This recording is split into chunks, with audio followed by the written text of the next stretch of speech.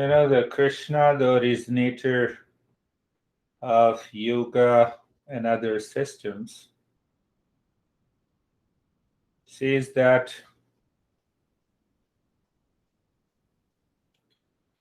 it just came to my mind that there are 4 levels of seekers.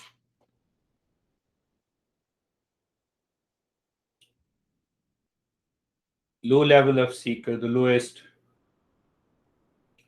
it is like sowing a seed into the field. So when we sow a seed in the field, lot of protection is required: watering, fertilizer, plowing the field. So, but I have to start the journey. So the teacher talks a lot about, no, you have to do this, do this, do this, do this. So majority of the people gets confused and they leave the path. Then comes the almost what we say the middle level. So now the sapling is grown from the seed. So you need an extra care. You should be regular. You see that we need an extra care. Okay, I have learned it and I have a beautiful experience and I'm good. Gone. So you see that Krishna gives the first 2 level of the seekers need an extra care. Teacher wants to care, but I don't want to care myself. That a lot of ideas comes, lot of doubt comes. Why the teacher is there to remove the doubt? Why the knowledge is there to remove the doubt? But we are not ready. We are not ready for it. But once we cross these 2 levels, the 3rd level, you can say, Krishna uses the word, if I translate it correctly, the superior level. So superior level of seekers, they are ready to ask the question, they want to remove the doubt, and they want a clarity. So once we have that clarity, then we become the highest level of a seeker. The knowledge is passed on to you, to the seekers, and the seeker instantly recognizes here is real self. And then he continues the practice, or she continues the practice until we reach to that state of awakening, whatever we say, realization. So I picked up this topic because this text is communicating to the highest level of a seeker. Highest level of a seeker. So to the highest level of a seeker, that seeker keeps in mind knowledge of reality. That is the first question. Knowledge of the real self. Second question is that, am I living in the state of dispassion? And third is the freedom. Freedom from fear, insecurities, anxiety, duality, conflicts, etc. So freedom also means freedom from the ignorance. That is what was covered in the first chapter. So, to the highest level of a seeker, all the 3 goes together: the knowledge, dispassion, and the freedom. So the master explains, understand, this is the real self. And this is the false self. So master gives a lot of examples and he explained. In the second chapter, now he is the highest level of a seeker, Janaka. He says, I'm already into that state. What happened to him after listening to the teacher? But the third chapter, the master says, no, I will check you. So he throws a lot of teasers that we have covered. So why you are working, why you are punishing the people, because he was a king. He was a great king of a great kingdom. So he throws a teaser. So it means that that seeker separates himself from whatever is happening in the world. That seems impossible. You know, our mind and intellect. How can you think of that? That you remain independent.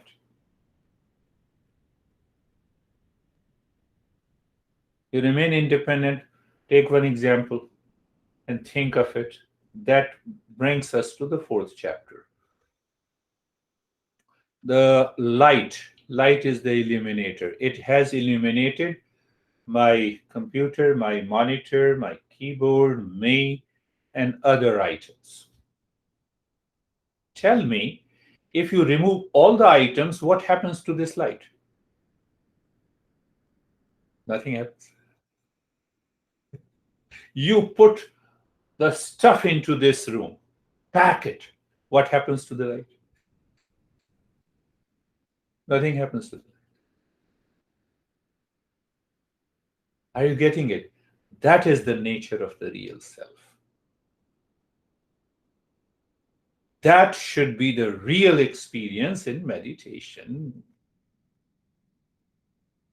Now you can add lot of words. You can add lot of words, like dispassion, detachment, being indifferent. So the fourth chapter is explaining what happens when you reach to the highest state of meditation. How you think, live, act, they remain outside, and you are abiding in the real self, like the light, one example that I gave. What happens to the space?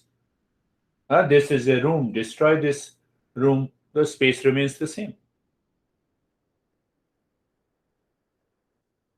So every master explains us logically, can I get into that state? Can I have that experience? To discover what to discover? That real self is self-existent. Means it is independent of anything outside. Am I aware of that? So once I feel that, once I know that, once I live into that, I have found the real self. As a byproduct, we get peace, happiness, love, wisdom, truth. Now, then I realize that is why mind is always understanding the right thing. I love peace because peace is my nature. This is what happens in the lives of. So it does not mean that you stop doing the work that you're doing.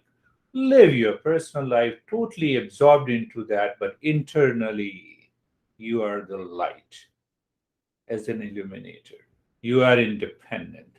You are like the space as an. So you feel that in day to day activities. Don't you become angry? Yes, when there is a chance, rehearse, play becoming angry to get the things done. Sometime. So you see that internally, that internal state, that real self remains independent, self existent, self luminous. That is what is known as indifferent. I think somebody asked me the questions a couple of weeks before. Oh, indifferent means is it suppressing your emotions and remain neutral? No, we are not talking of psychology of indifference. We are talking of indifference of Eastern wisdom. Is light not indifferent to the things that is present in this room? You throw them out, the light still remains indifferent. Do you agree? I'm talking about what Master teaches. So, based on that, once we have created the ground, now see in the second verse what the seeker says. Now, seeker says, no, no, don't throw a teaser. I know what it is. I am already settled into it. So, what he says, Yat Padam Repsavodinah Shakradha Sarva Devata. Now, see the perspective.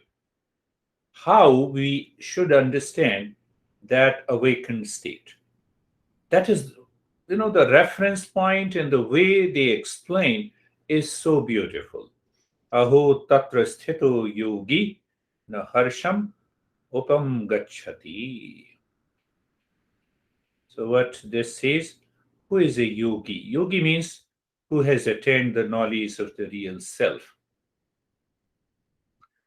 Now that person internally is not excited of any kind of pleasure, not getting suppressed or depressed with anything that is happening in his life from the world outside. Even if that seeker, the God appears before him and he says, I'm okay, thank you, God. You have come, welcome, and you have gone, that is also well. That is what we are talking of indifference.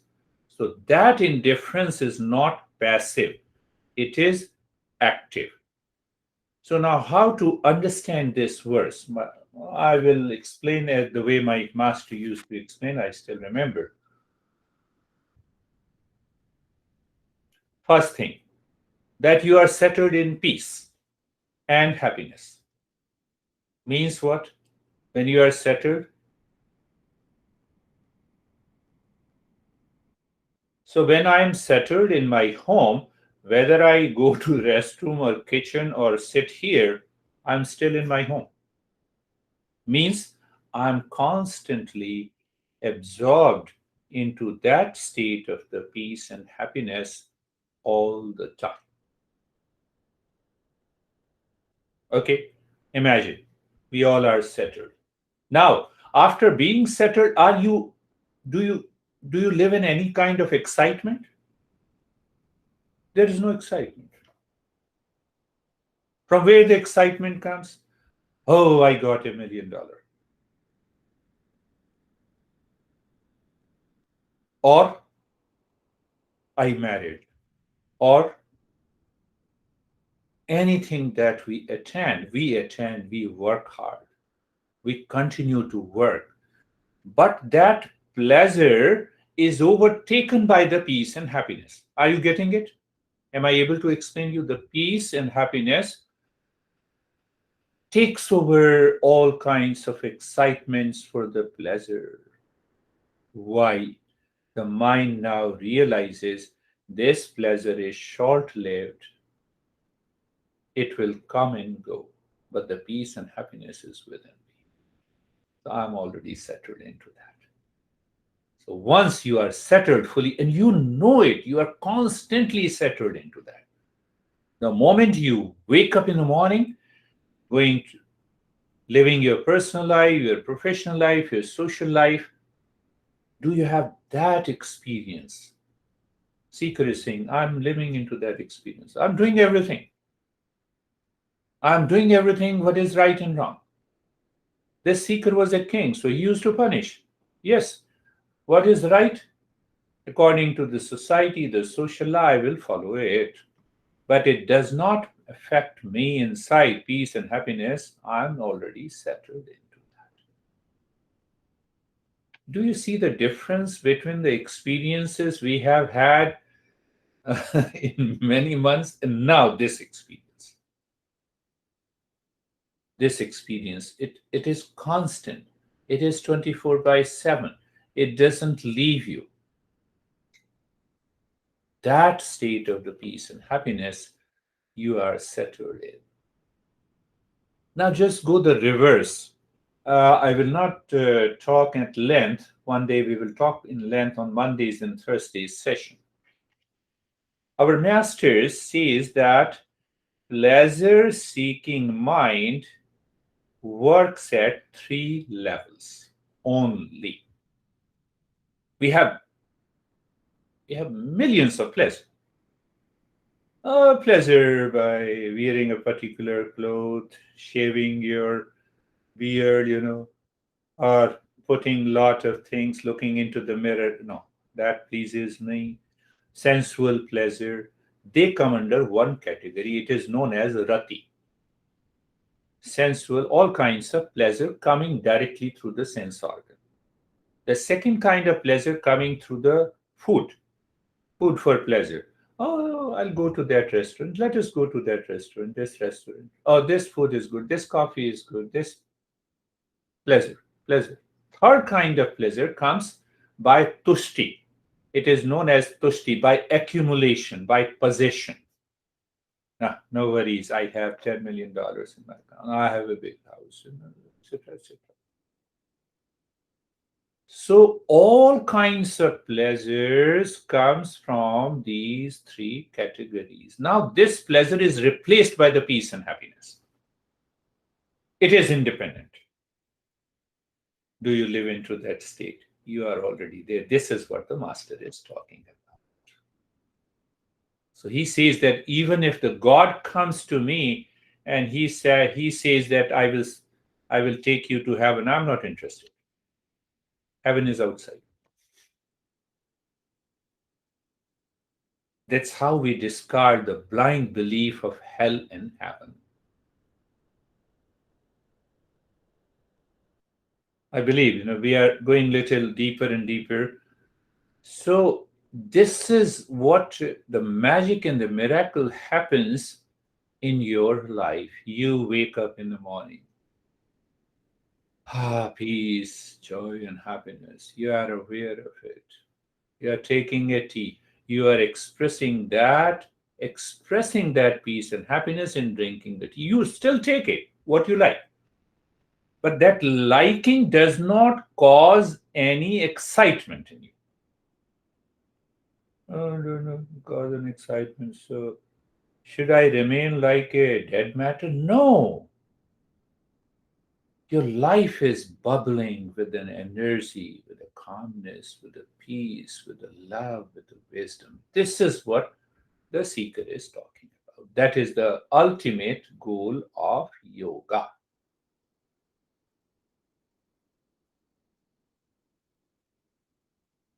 Another part that is also very important to understand, you start receiving or realizing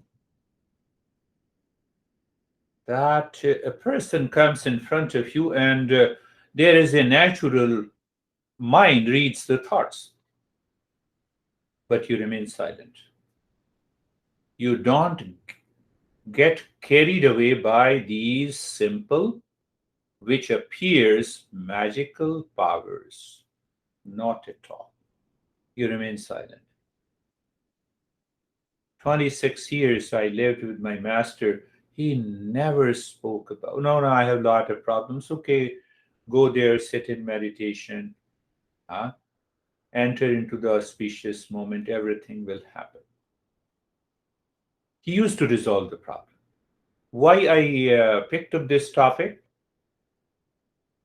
Yoga is associated with a lot of walking on the fire. I can fly. I can read your thoughts,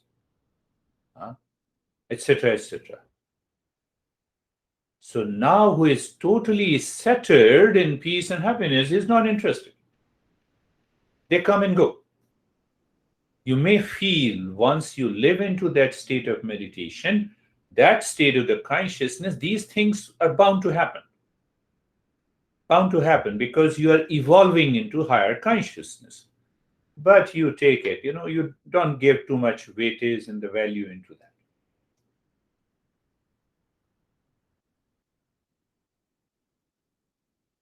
In New Jersey, I still remember that young guy who said that I normally used to ask that why you are interested in meditation, why you have joined me. No, I encountered with the God. I don't want to name a particular God. Keep it privacy. So he said, no, I see and communicate with the God every day. I said, then why you have come to me? No, I have a lot of stress. Oh, so God brings the stress also in your life. So we should be very logical in understanding what is all this happening. It is the same mind which is communicating to God, and the same mind is has a lot of stress. So I asked him that, did you ask your God to remove your stress? I asked, but nothing happens. Okay, then I'm a little bit greater than the God. Well, I'm taking care of your stress. Just in a healthy mood. You have to be 100% clear. Clarity must be there in this journey. If the clarity is not there, you will get carried away. Oh, I get a power to read the thoughts. So that is why the traditional wisdom says that a teacher should never talk about these things. They are bound to be a part of your life on some day. But no, we should. Why? Master is very clear in the very first chapter. The seeker is asking, do you look at the highest level of a seeker? Low level of a seeker, can I read the thoughts? Yes, you can read the thoughts. I have certain mantras I can give you and do the practice, and after 3 months, you will find out that you can read it. But that will frustrate you in the end. That will cause a lot of challenges. People will start escaping from you. People will, some people will meet you, and other people will say, "Oh, now I understand. That guy is a crazy guy. He will tell me what I have done. I have an extramarital relationship, etc., etc." Don't go into that. My master always has a word of caution. You evolve, you reach to the highest state, you start living in peace and happiness, and then you set an example for others. You need not to claim that you are setting an example. You start living your life. Others around you will change, are bound to change. So the master is saying that seeker is saying that I'm totally settled in peace, means permanent peace. I recognize it, I know it. I feel as if I have become a global citizen because that consciousness is all pervading. All limitations are broken. And all those limitations were caused by the ignorance, and now the ignorance is no more. Three questions: how the knowledge is attained, how the dispassion is attained, and how the freedom, moksha, awakening, takes place in meditation. That is the ultimate goal of human life: self fulfillment. Now compare self fulfillment with desire fulfillment. Another issue that I'm opening up in a different way. So, desire is never fulfilled. That's why we go back to the same restaurant. That's why we want to have the same clothes. Do you see that? Desire fulfillment. Desire is not fulfilled. Because it is not fulfilled, hence we have a craving, we have a passion, we have an attachment, we have an excitement. Do you see that? We have an excitement, we have a long list. That is the nature, and that is the goal of a seeker. So you are the highest level of a seeker. Your goal is clear. There is 100% clarity. The moment you have an anxiety, you ask yourself, why? Do I love peace? Yes, peace is my nature. How come anxiety you have come? Throw it out. Because you live into that highest state of awareness, so that that anxiety may appear entering into you and you throw it out of the system. And gradually you are totally settled into that state. Last thing, highest level of a seeker, they only listen. And while listening,